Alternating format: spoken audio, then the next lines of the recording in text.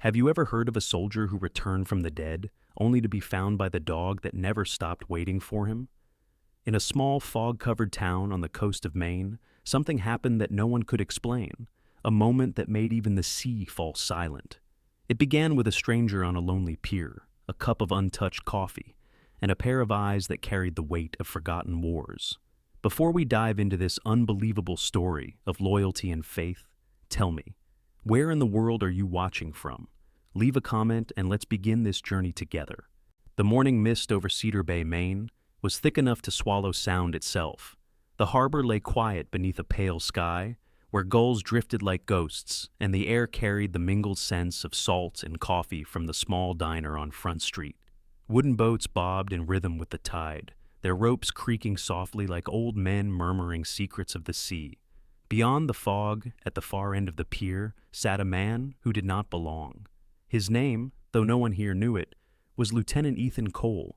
He was 35, tall, lean, with the posture of someone trained to notice everything and reveal nothing. His hair, dark with streaks of gray near the temples, framed a face weathered not by age but by the sun of foreign deserts. A thin scar traced his left cheek, disappearing into the stubble of a man who had stopped caring about mirrors. His eyes, steel gray, distant, held the weight of something unspoken, the kind of sadness that made people glance twice and then look away. 3 years ago, the Navy had listed him as killed in action in Yemen. His team had gone silent after an ambush near the port city of Al-Mukalla, and when the remains were never found, the name Ethan Cole was carved into a memorial stone in Arlington. But the world was wrong. He was alive, barely, and what had returned from that desert was not a soldier anymore, but a ghost with unfinished duty. Now he sat on the cold wooden planks, staring at the water. Beneath the fog, somewhere out beyond the bay, was a ship called the North Star, anchored just far enough to stay unseen. Its name was innocent, but its cargo was not. Rumor among intelligence circles whispered of stolen weapon components, smuggled under cover of fishing crates. Ethan's mission, unmarked and unsanctioned, was simple in theory. Observe and intercept the exchange. In practice, it was suicide, the kind of job assigned to men no one expected to return.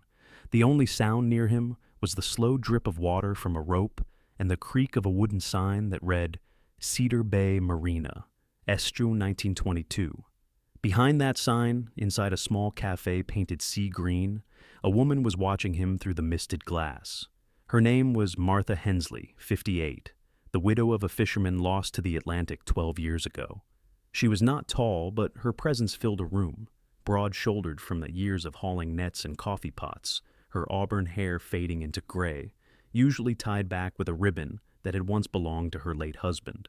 Her eyes were a deep ocean blue, sharp enough to read a lie and soft enough to forgive one. Martha had learned to live alone, but not to stop caring. She had taken over the cafe after her husband's death, and in the years since, her kindness had made her something of a harbor light for lost souls, sailors, drifters, even the occasional runaway teenager. When she first saw Ethan that morning, she thought he was another broken man come to drink away memories. But there was something different about the way he sat, still precise, like a watchman. He had arrived before dawn and hadn't moved in hours. His gloved hands rested on his knees, his coat zipped to the collar despite the rising sun. Steam from the harbor coiled around him like smoke from a battlefield. At first, Martha left him be. She had learned not to intrude on silence, but as the morning went on and the other fishermen came and went, she noticed he hadn't touched the coffee she'd sent out through a waitress. He just stared toward the open sea, lips moving as if counting seconds. The sight unsettled her, the stillness too deliberate, the gaze too haunted. Inside the cafe, a young deckhand named Tommy Ridge, barely 20, was polishing glasses near the counter. "He's been out there since before I came in," he said, nodding toward the pier. "Looks like he's waiting for someone who ain't coming." Martha frowned. "Or something," she murmured. She knew the look of waiting. She had worn it herself once upon a time, on the night the Coast Guard told her they had found her husband's boat drifting without him. Since then, every foggy morning felt like a visitation. She turned back toward the window. The man's shoulders were motionless, but his eyes, she could tell even from here, were tracking the horizon with a soldier's precision. There was no mistaking that kind of focus. A light wind swept through the harbor, carrying the sound of a buoy bell from the bay. It echoed like a heartbeat, faint but steady. Ethan blinked, glanced at the watch on his wrist, and adjusted the small earpiece hidden under his collar. No transmission, just static. His contact was late. He shifted his weight slightly, wincing. The injury in his right leg, an old souvenir from the Yemen explosion, ached with the cold. Beneath the coat, a pistol pressed against his ribs. He wasn't supposed to use it, only to observe, but he knew missions had a way of changing the rules once bullets started flying. The faint crunch of boots on the dock drew his attention. 2 fishermen passed behind him, one muttering, "That fella's been sitting there like a damn statue since dawn." The other shrugged. "Coast Guard'll check him out if he's trouble." Their voices faded, swallowed by fog.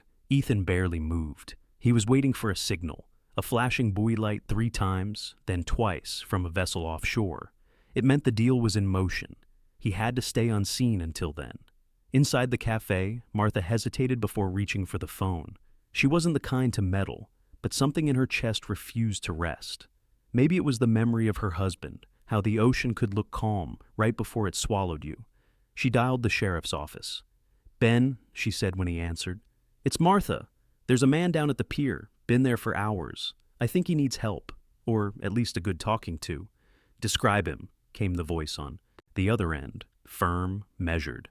"Tall, military posture, not local. There's a stillness about him that's not right." "I'll be there in 10, said Sheriff Ben Rowland before hanging up. Ben was 46, a man built like the granite cliffs that guarded the Maine coastline. Broad-chested, clean-shaven, with short brown hair peppered with gray, he was a lawman who believed in calm before confrontation. Cedar Bay was small, 2,000 residents, and he knew almost every one of them by name. Outsiders drew his attention, especially ones who sat alone for hours staring into the fog. When he arrived, the cruiser's tires crunched over gravel. He stepped out, adjusting his hat against the sea wind. The stranger didn't look up. "Morning," Ben said, his tone neutral but not unfriendly. "You've been out here a while." Ethan didn't answer right away. He kept his gaze on the water. "I'm waiting for a signal," he said finally, voice low, hoarse like it hadn't been used in days. Ben frowned. "What kind of signal?" Ethan's eyes shifted toward him, sharp, assessing. "You wouldn't believe me if I told you." That answer set off alarms in Ben's mind. He took a step closer, hand resting near his belt. "You got any ID, mister?" Ethan shook his head. "No ID." "Then maybe you can tell me your name." Ethan hesitated. "Cole," he said finally. "Daniel Cole." The lie came easily, one he had rehearsed 100 times. Ben studied him for a moment. "You from around here, Mr. Cole?" "Just passing through." "Well," Ben said slowly, "we like to know who's passing through our pier at 6 in the morning, staring at nothing. Mind standing up for me?" Ethan rose smoothly, taller than Ben expected, his movements too controlled for an ordinary drifter. As he stood, the fog behind him shifted, revealing the faint silhouette of a ship far out at sea. Ethan's jaw tightened. The North Star was still there. The operation was about to begin. Ben caught the glance. "You looking at that vessel?" "Just admiring the view," Ethan replied. Something about the calm tone made Ben uneasy. "Wait here," he said, stepping back toward his radio. "I'm calling for backup, maybe even K9 support." Ethan's stomach tightened. K9 units meant delays, questions, and exposure. Every second counted now. The smugglers could vanish into the fog if he didn't act soon. But he couldn't break cover, not yet. Across the street, Martha watched through the cafe window, her hands tightening around the coffee mug. She saw Ben speaking to the man, saw the stillness between them like a held breath. The fog swirled around their figures, erasing edges, blending stranger and sheriff into the same gray world of secrets. Something inside her whispered that she shouldn't have made that call. The man on the pier didn't look dangerous. He looked lost. Lost in the kind of way only those who've already died once could understand. Outside, the gulls screamed overhead as the first pale light of day fought through the mist. The town of Cedar Bay began to stir awake, unaware that beneath its quiet surface, the past was about to rise like a ghost from the deep. And at the end of the pier, Lieutenant Ethan Cole, the man the world thought dead, was about to be found again, though not by the people he feared, but by the ones he least expected. The fog over Cedar Bay thickened as the sun climbed, turning the harbor into a landscape of ghosts. Sound moved strangely in that kind of weather. Footsteps came from nowhere, voices hung suspended, and the clang of a buoy bell felt like it came from another world. Ethan Cole stood near the edge of the pier, every sense alert beneath his stillness. Out beyond the gray veil, the North Star was beginning to stir. He could feel it, even if he couldn't see it. The smugglers were lowering a launch. The operation was moving faster than he'd expected. Sheriff Ben Rowland, standing a few feet away, adjusted the collar of his coat and squinted through the fog. "Mr. Cole," he said slowly, "I'd like to ask you to come with me, just to the station, routine questions." His tone was steady, but his stance, feet planted, hand near his belt, betrayed caution. Ethan didn't move. He glanced at his wristwatch again, then toward the sea. "Can't do that, Sheriff." "That's not a request." Ethan exhaled, his breath a cloud in the cold morning air. "If I leave now, people might die." The words slipped out before he could stop them. Ben's eyes narrowed. "You threatening someone, or trying to stop something?" "Trying to stop something," Ethan said, meeting his gaze for the first time. "But you're in my way." Ben didn't like that answer. He reached for his radio. "This is Rowland. I've got a suspicious individual down at the South Pier, requesting K9 support. Possible armed subject." Ethan's jaw tightened. He didn't want this to turn violent. His mission depended on remaining invisible, not wrestling local lawmen on a dock. He took one slow step back, his eyes darting again toward the open water, where faint shadows moved. A small motorboat detaching from the North Star. Martha Hensley, watching from the cafe, could feel her pulse in her throat. Through the window's haze, the two figures on the pier looked like opposing statues, one cloaked in authority, the other in secrets. She wished she could undo the call she had made, wished she'd trusted her instinct instead of her fear. Something about the stranger's stillness had not been menace, but mourning. The distant wail of a siren sliced through the fog. A black SUV rolled into view on the harbor road, headlights cutting beams through the gray. The side read, "Cedar Bay Police K9 Unit." The vehicle stopped, and a woman stepped out, tall, poised, late 20s, dressed in uniform, but with a quiet sharpness that suggested she saw more than she said. This was Officer Grace Turner, one of the youngest K9 handlers in the county, known for her discipline and an almost stubborn faith in rules. She was the kind who'd stay late at the station, double-check reports, and still find time to visit the animal shelter after hours. People said she smiled less since her fiancé, a Coast Guard diver, had drowned during a rescue 2 winters ago. Since then, she'd buried herself in work, the only companion she truly trusted being her partner, Thor, a 4-year-old German shepherd with jet-black fur, golden eyes, and the kind of obedience that made him seem half-machine. Grace closed the car door and walked toward the pier, Thor trotting beside her with perfect rhythm, the leash loose but unnecessary. The dog's ears flicked forward, nose twitching as he tasted the air. Ben turned to her. "Morning, Turner. Sorry to drag you out this early." "No problem, Sheriff," Grace said, scanning the scene. Her voice carried calm authority. "What do we have?" "Man sitting on the dock since before dawn. No ID.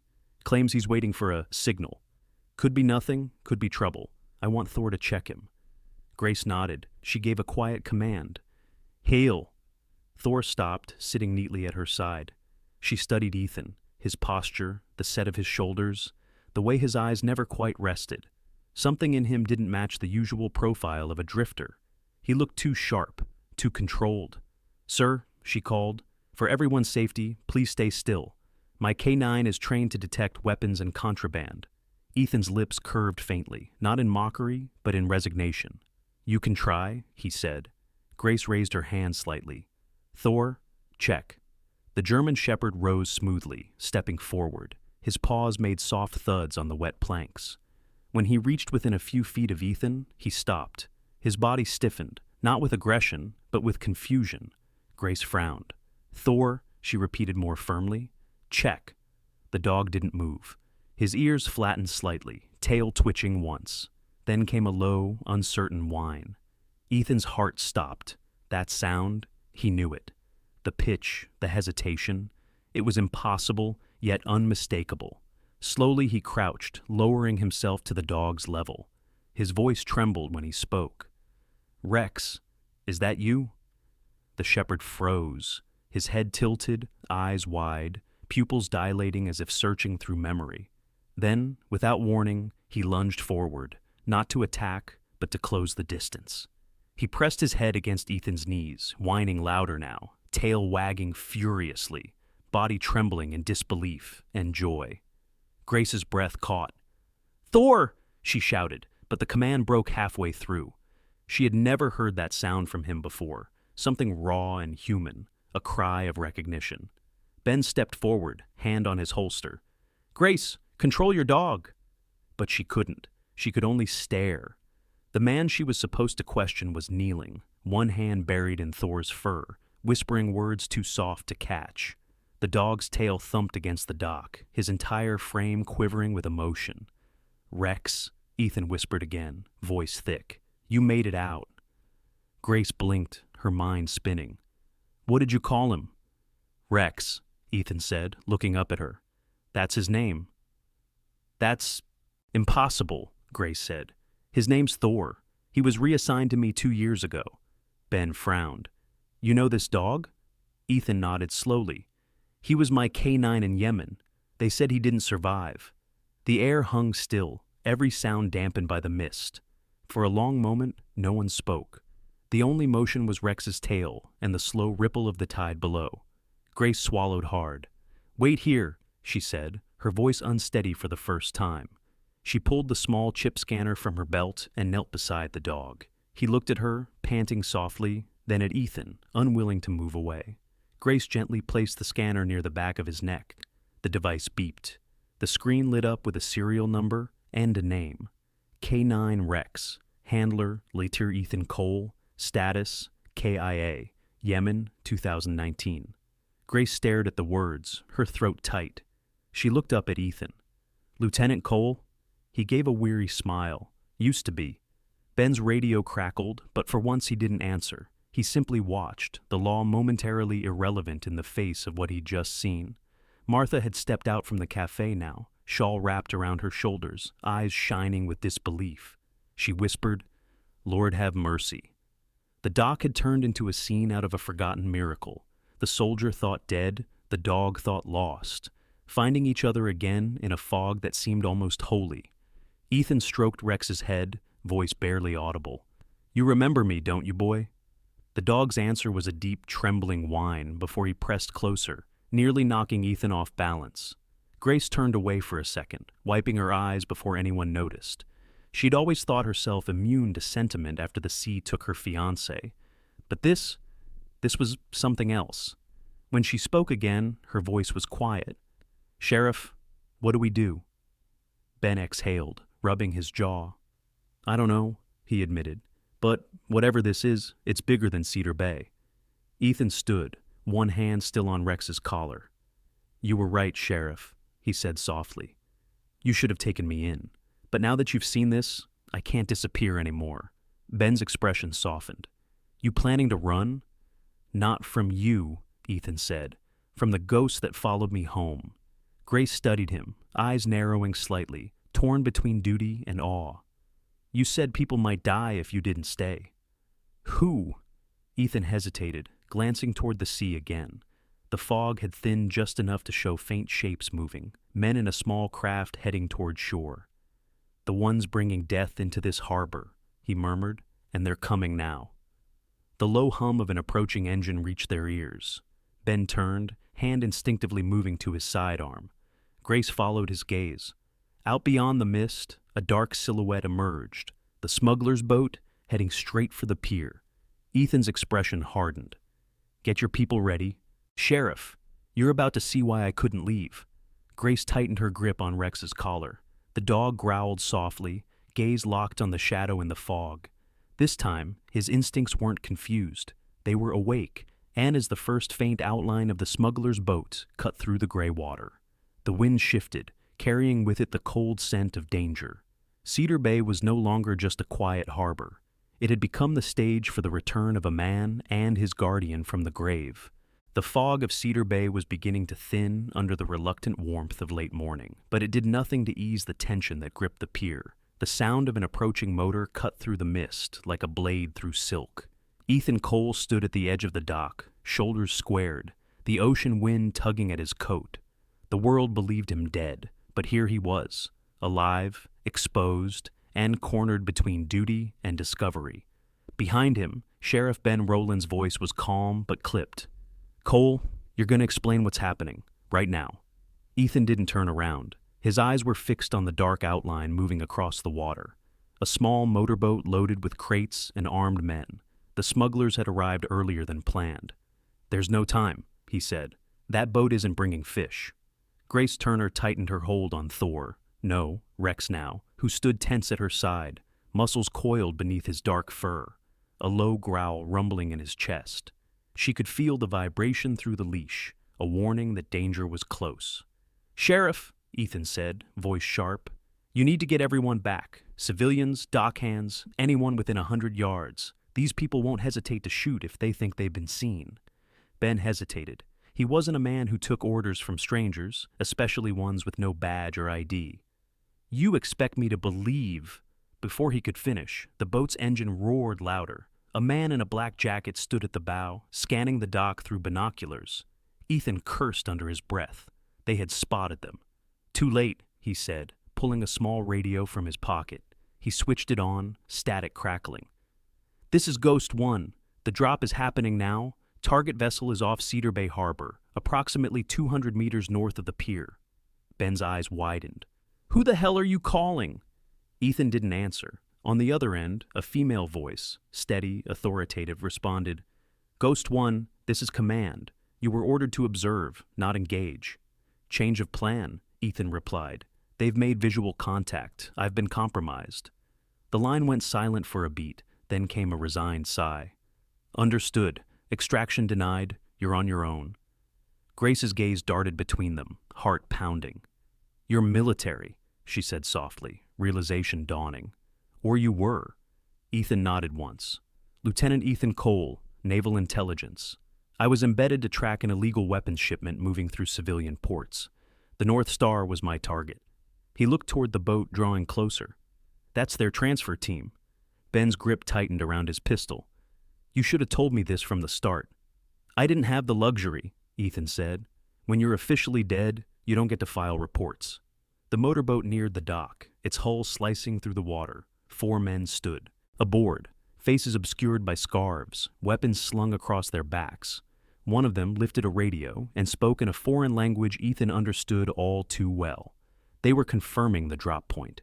Grace's instincts kicked in. She unhooked the leash from Rex's collar, but kept a hand on his shoulder. "If they try to dock, I can intercept," she said. Ethan shook his head. "Not until I say so. They're dangerous, and we don't know how many are on the main ship." Ben spoke into his own radio, calling for backup from the county sheriff's office. "We've got armed suspects approaching the South Pier. Immediate assistance requested." The reply crackled back. "ETA 15 minutes. 15 minutes might as well have been an eternity. The boat slowed, pulling alongside the dock. One of the smugglers jumped out, rope in hand, tying off to a post. His boots hit the wood with a hollow thud that echoed through the silence. He was tall, tattooed, his movements brisk and professional.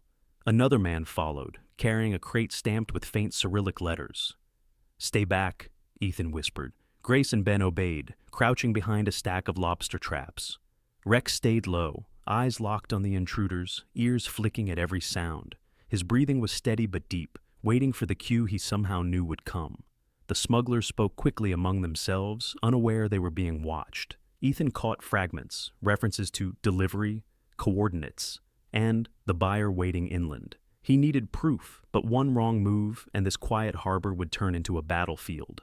Suddenly, one of the men turned and spotted the glint of Ben's badge through the fog. "Hey!" he shouted, raising his weapon. Everything happened at once. Ethan lunged forward, slamming into the gunman before the shot could ring out. The pistol clattered across the dock. Another smuggler reached for his rifle, but before he could aim, a blur of black fur exploded from behind the traps. Rex. He moved like lightning, muscles surging, teeth flashing as he collided with the man, knocking him flat. The rifle fired into the air, harmless, as the dog pinned the attacker, snarling low and deep. Grace rushed in, weapon drawn, her voice firm. "Cedar Bay Police! Drop your weapons!" The remaining two smugglers hesitated, torn between fight and flight. One bolted for the boat. The other swung a knife toward Ethan, who blocked it with his forearm, grunting as the blade grazed his sleeve. He countered with a precise elbow strike, military, efficient, sending the man sprawling into a pile of nets. Ben ran to cover them, shouting for the fleeing smuggler to stop, but the man dove into the boat and gunned the engine. The vessel tore away from the pier, vanishing into the fog before anyone could fire. Silence returned, thick and heavy, broken only by the distant cry of gulls. Grace knelt beside Rex, who was still growling softly over the subdued smuggler. "Good boy," she whispered, clipping the leash back on. The dog looked up at her, chest heaving, and then at Ethan, as if seeking confirmation that his old master was truly real. Ethan crouched beside them, one hand resting gently on Rex's head. "Still got it, don't you, partner?" Rex's ears twitched, and for a brief, tender moment, the dock no longer felt like a war zone. Ben exhaled, holstering his weapon. "You've got some explaining to do, Lieutenant." Ethan nodded. "And I will. But first, we need to call this in properly. Those men weren't acting alone." Grace glanced toward the water. "What about the ship?" Ethan's expression hardened. "The North Star won't stick around once they realize the drop's compromised. They'll radio the rest of their crew to scatter. We need federal support before they disappear into international waters." Ben spoke grimly. "I'll get the Coast Guard on it. You, stay put." Ethan smiled faintly. "I'm not running, Sheriff. Not anymore." Grace studied him, seeing now not a fugitive, but a soldier who had lost everything, yet still stood for something. His face bore exhaustion, but his posture carried quiet defiance. The kind of man who'd rather face ghosts than betray his oath. The county backup finally arrived, 2 cruisers, sirens blaring through the harbor streets. Officers disarmed and detained the surviving smugglers. The dock became a blur of movement, lights, radios, questions. Martha Hensley stood near the cafe entrance, clutching her apron, tears shining in her eyes. She didn't understand everything, but she knew she had just witnessed something extraordinary. A man returned from death, a dog returned from loss, and a town witnessing both in one morning. As federal agents were notified and reports began, Grace sat on a wooden crate beside Rex, who now rested his head on her knee. She stroked his fur absently. "Guess you were never really mine, huh?" she said softly. Ethan approached, his shadow falling beside hers.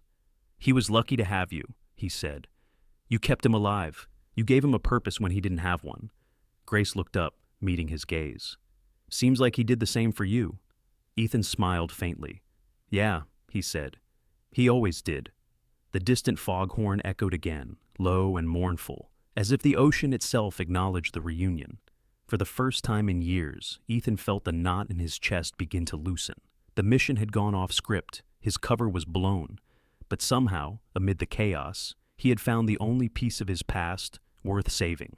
The man who had come to Cedar Bay as a ghost now stood anchored again, not by orders, not by vengeance, but by the loyalty of a dog who had never forgotten him. And somewhere beyond the fog, the sea carried the faint reflection of 2 souls once lost, now found again, bound not by war, but by love that survived it. By late afternoon, Cedar Bay had begun to return to its uneasy calm. The fog had lifted, but the air still carried the scent of salt, gunpowder, and disbelief. Down by the dock, the authorities had cleared the wreckage of the skirmish, splintered wood, bloodied footprints, the echo of violence fading into the sound of waves. Yet, even as the town resumed its rhythm, a quiet tension lingered like a bruise. Ethan Cole sat on the steps outside the sheriff's office, his wrists resting loosely on his knees, head bowed. He looked less like a soldier now, and more like a man haunted by too many ghosts. His coat was torn at the shoulder, his face streaked with grime and dried salt water. But his eyes, those gray eyes that had once stared down deserts and death, were fixed on the horizon as if still waiting for orders. Sheriff Ben Rowland watched him through the glass door. Inside, His desk was cluttered with files, radios, and one object that didn't belong, a metal tag etched with the name K9 Rex. Grace Turner had placed it there before stepping out with the dog, her expression unreadable.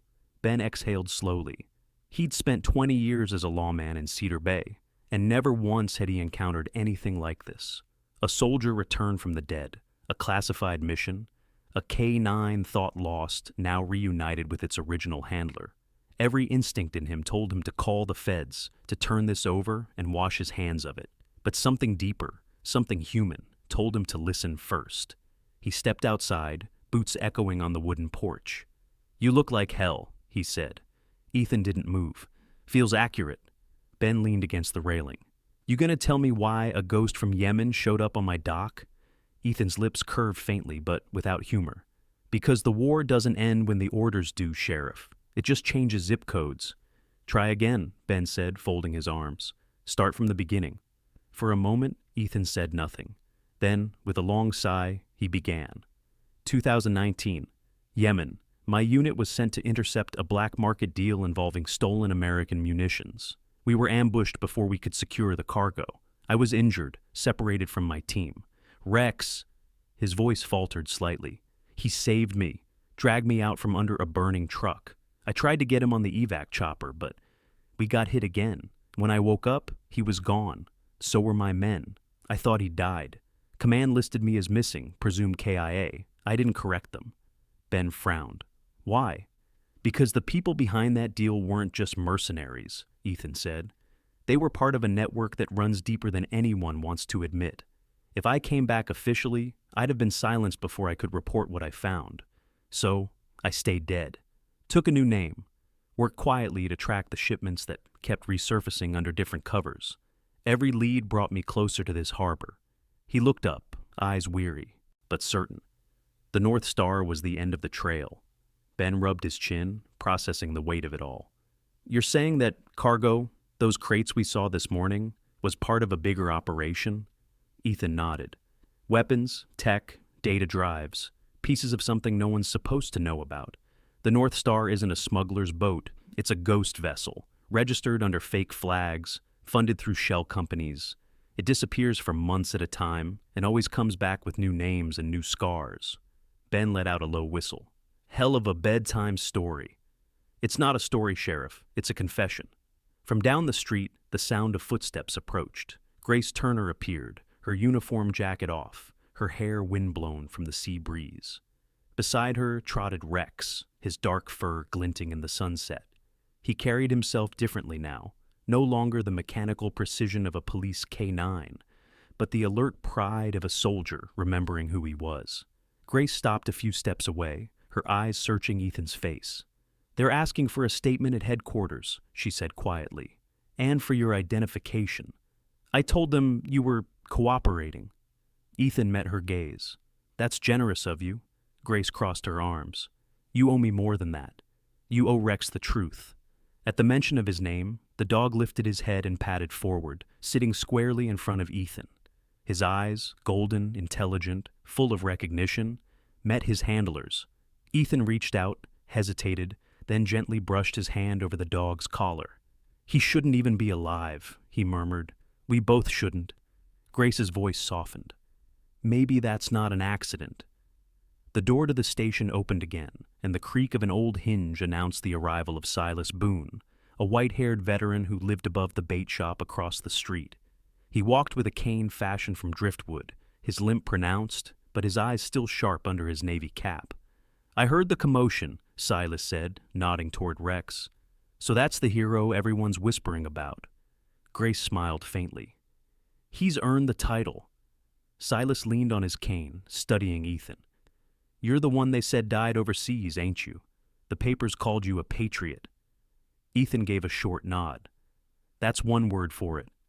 The old man's gaze softened. "You know, war takes things from us that never make it into the obituaries. But sometimes it gives something back too.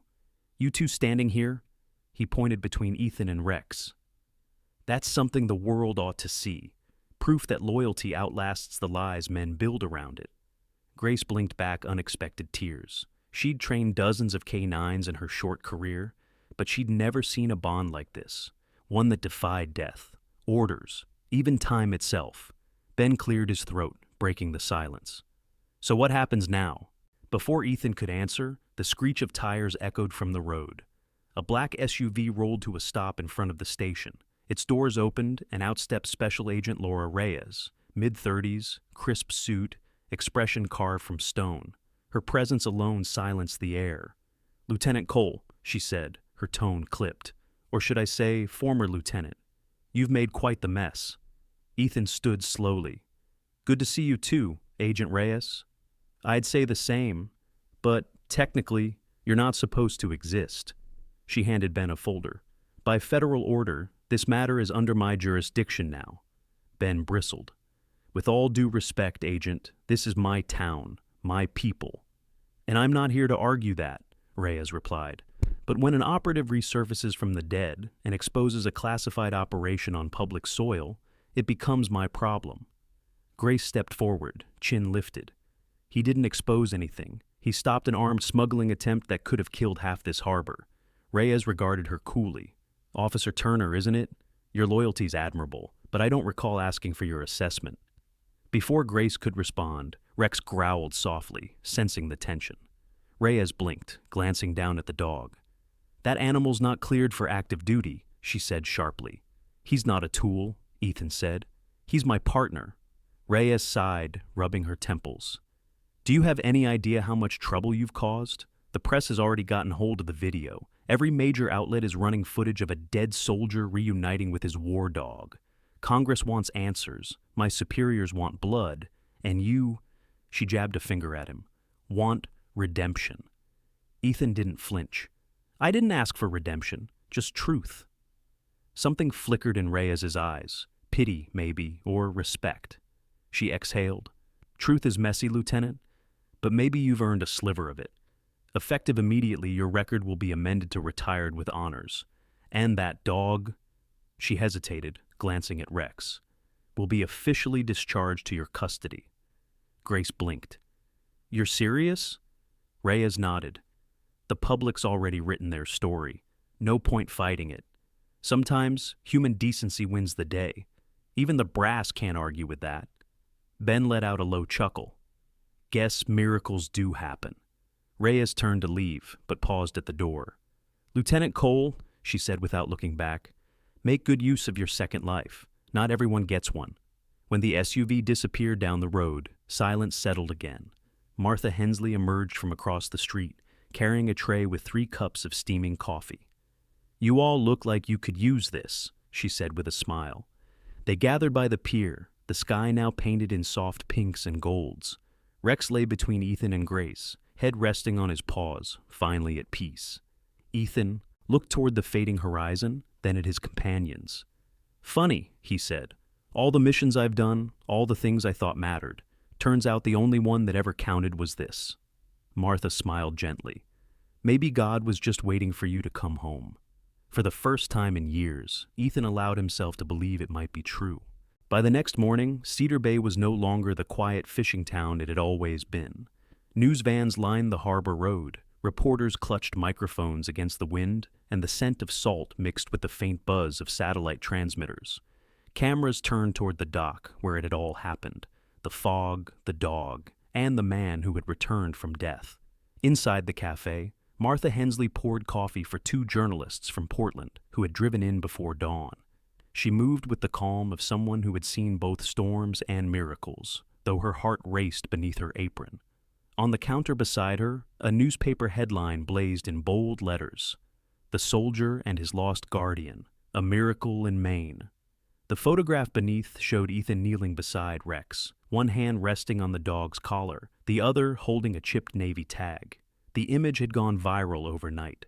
At that moment, Ethan Cole himself stood outside the cafe, watching the morning unfold with a kind of wary disbelief. He wore a plain flannel shirt and a borrowed jacket. To anyone else, he was an ordinary man, but to the crowd gathering near the pier, he was something else entirely. A ghost made flesh, proof that love and loyalty could outlive even death itself. Grace Turner stood beside him, still in uniform, though she had taken off her badge. She had barely slept.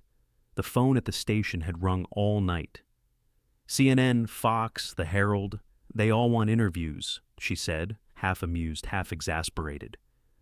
I don't want any of them, Ethan replied quietly. Grace smirked. Too late. You've already become a symbol, whether you like it or not.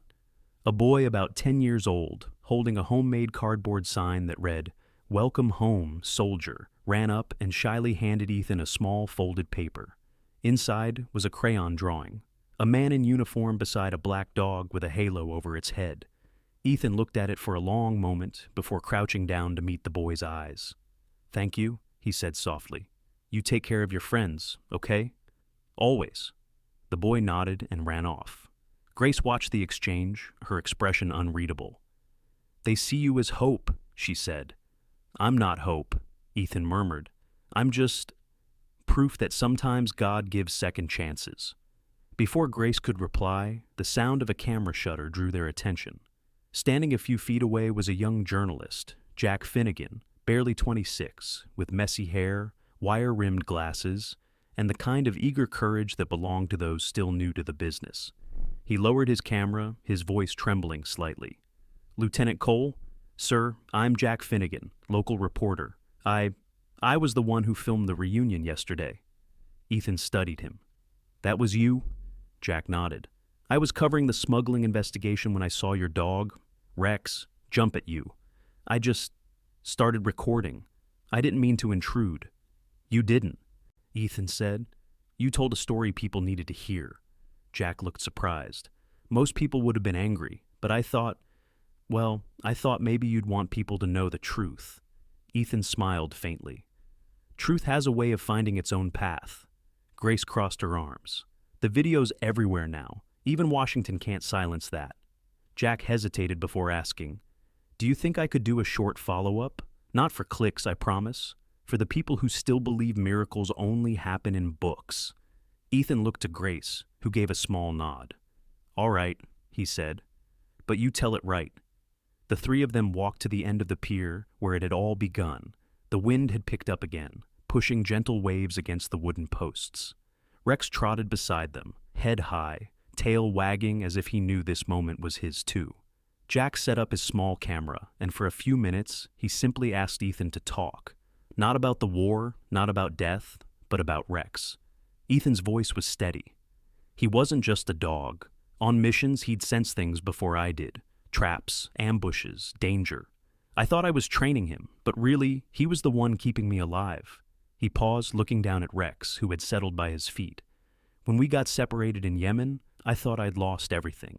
But somehow, he survived. He remembered. That's not instinct. That's love.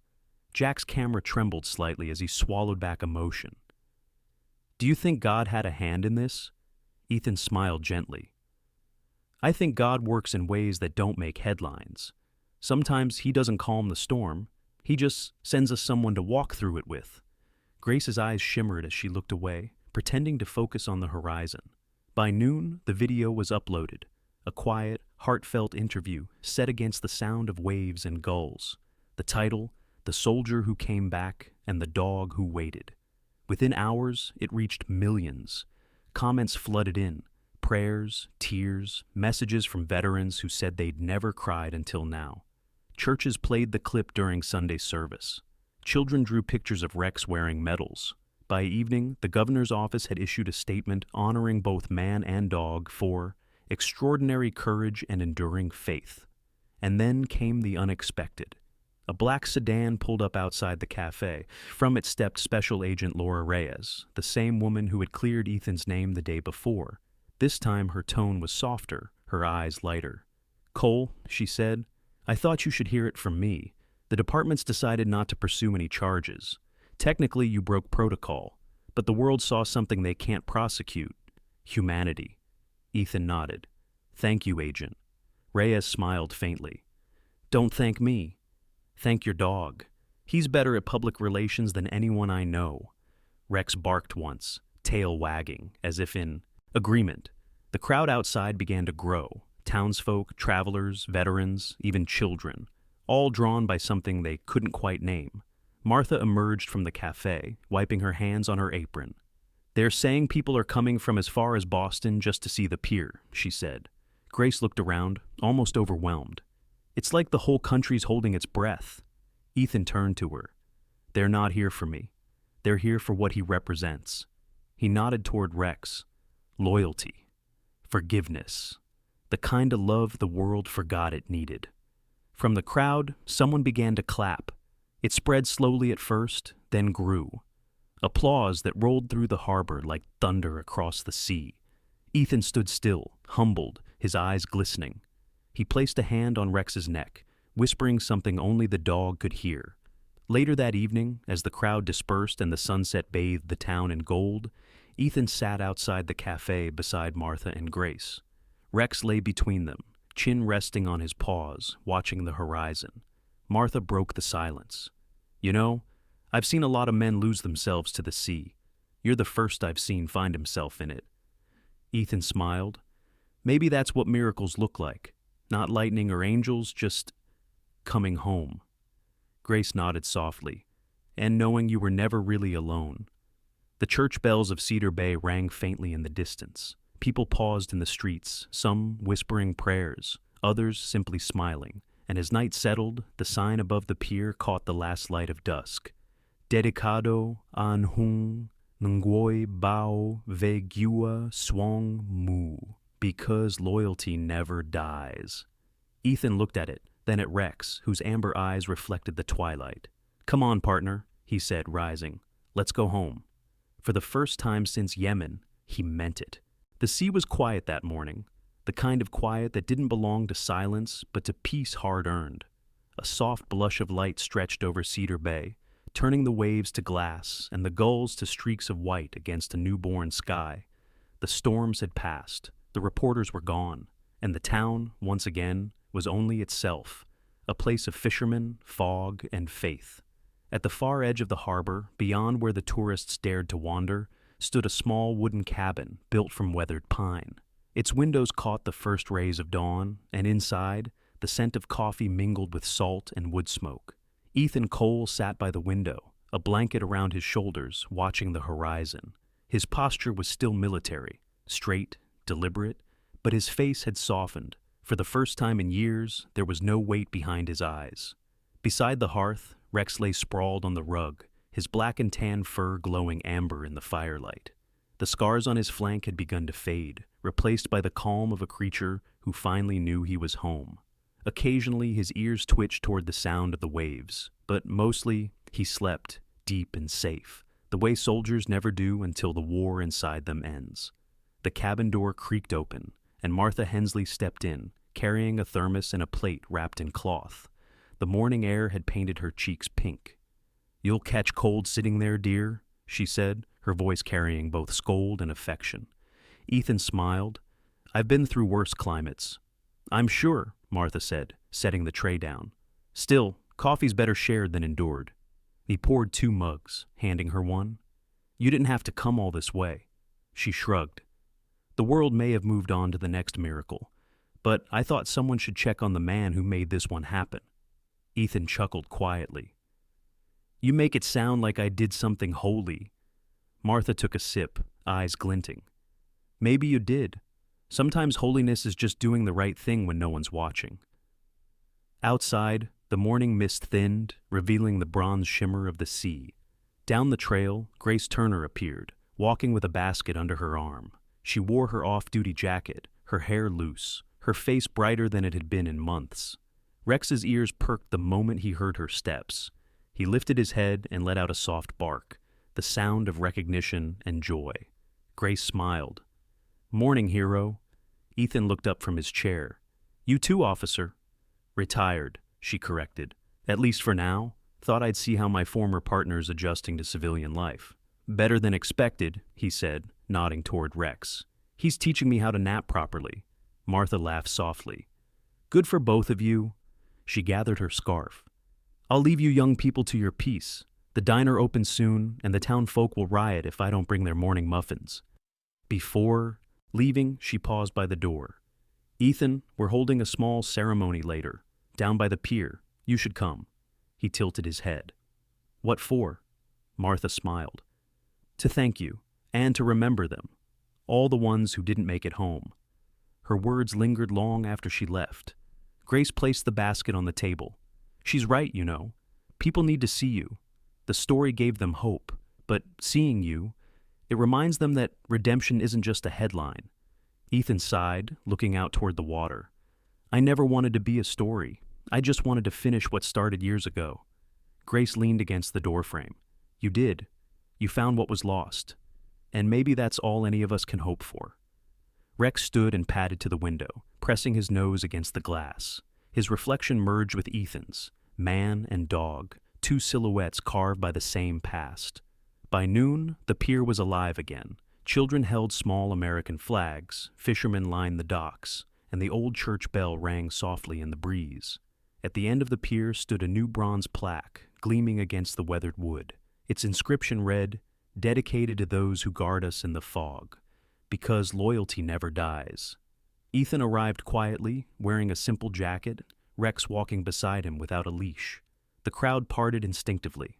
Some applauded, others simply bowed their heads. Grace stood near the plaque, waiting. When Ethan reached her, she smiled. Thought you might change your mind. I almost did, he admitted. Then I realized this wasn't about me. The mayor stepped forward to speak, but his voice soon faded into the rhythm of the waves. Ethan barely heard the words. His attention was fixed on the sound of Rex's breathing beside him. Slow, steady, content. He thought of all the nights they'd spent in deserts and ruins, waiting for dawns that never came. Now, here it was. After the ceremony, people came to shake his hand, to pat Rex, to say words like thank you and blessing and miracle. Ethan accepted them with humility, though each one felt heavier than metals. When the crowd dispersed, only Grace and Martha remained. The sun was lowering, and the harbor glowed gold. Grace knelt to scratch behind Rex's ears. He's happy, she said. Ethan nodded. He remembers what peace feels like. I wasn't sure I ever would. Martha placed a hand on his arm.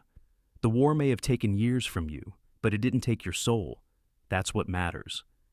Ethan looked out to sea, where the light turned the water to molten silver.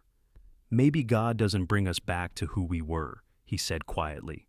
Maybe he brings us forward, to who we're meant to become. Grace smiled softly. You sound like someone who's finally found his faith. Maybe I never lost it, Ethan replied. Maybe I just stopped listening. They walked together toward the cabin as evening fell. The air was crisp, the scent of pine mixing with the sea. Rex trotted ahead, occasionally glancing back as if making sure they followed. Inside, the hearth still glowed. Ethan poured 2 cups of coffee, the same way Martha had done that morning. Grace sat across from him, her eyes reflecting the firelight. Ever think about going back? She asked. Ethan shook his head. The uniform doesn't make the mission, the heart does, and mine's right where it belongs. They sat in companionable silence for a while, listening to the crackle of the fire. Then Ethan reached for the Bible on the mantel, worn, salt-stained, the one that had belonged to his father. He opened it to a bookmarked passage and read aloud, Greater love hath no man than this, that a man lay down his life for his friends. He looked at Rex, whose tail thumped softly against the rug. Guess you always understood that, better than I did, buddy. Grace's eyes shimmered. Maybe you both did. Outside, night settled like a soft blanket. The stars appeared one by one, clear, unbroken, no longer hidden by fog. Ethan rose and opened the door, letting the ocean wind flow in. Listen, he said. Grace tilted her head. To what? The sea, he murmured. It's different tonight. It sounds alive again. She smiled. So do you. Ethan looked down at Rex, then back at the starlit sky. We all do. The dog barked once, a sharp, joyful sound that echoed across the bay. And as the waves lapped gently against the pier, Ethan Cole, soldier, ghost, and survivor, finally felt whole. He knelt beside Rex, resting a hand on his fur. You brought me home, he whispered. The horizon shimmered with the promise of another dawn. 2 souls, 1 man, 1 dog, stood between the fading night and the coming light, bound by something stronger than death, deeper than duty. In the quiet of Cedar Bay, where miracles met the sea, the world began again. Sometimes God's miracles do not arrive with thunder or flashes of light. They come quietly through hearts that refuse to give up, through love that remembers and faith that never lets go. Just like Ethan and Rex, we are reminded that no distance is too far and no loss is too deep when God walks beside us. In our own lives, He may not calm every storm, but He always gives us the strength to walk through it. If this story touched your heart, share it with someone who needs hope. Today, leave a comment to tell us where you are watching from, and type Amen if you believe that God's love still works in mysterious ways. Subscribe for more stories of faith, and may God bless you and your family with peace, courage, and everlasting light.